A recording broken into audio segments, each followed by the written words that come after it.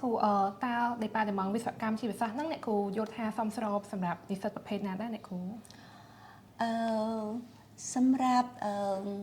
កម្មវិធីរបស់យើងខ្ញុំអាចថានិយាយបានថាសមស្របជាមួយនឹងនិស្សិតបើសិនជាពាក់ព័ន្ធជាមួយនឹង background នៃការសិក្សារបស់គាត់ជំនាញរបស់គាត់ពីថ្នាក់ទី12មកគឺយើងចង់ឲ្យយើងតម្រូវជាចម្បងជាមួយនឹង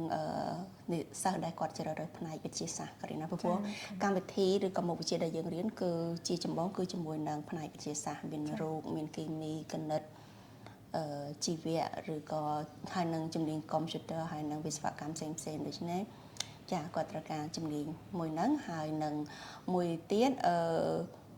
អាស្រ័យទៅលើចំណូលចិត្តរបស់គាត់ផងដែរថាគាត់ចង់ខ្លាយទៅជាអ្វីហើយគាត់មើលទៅលើជំនាញសិក្សាដែលកម្មវិធីរបស់យើងផ្ដល់ឲ្យថាជំនាញហ្នឹងឆ្លើយតបទៅនឹងក្តីសម័យរបស់គាត់ឬក៏អត់អញ្ចឹងចាចាអូខេ